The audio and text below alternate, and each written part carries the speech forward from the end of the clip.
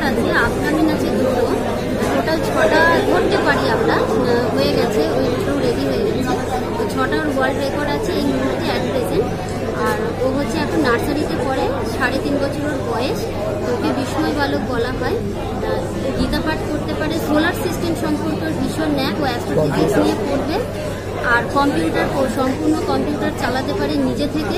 ওকে solar সিস্টেমের আপনারা যা প্রশ্ন করবেন ও কিন্তু তার অ্যান্সার দিয়ে দিতে পারে। রাজেশ না, how many solar system in our, how many planet in our solar system?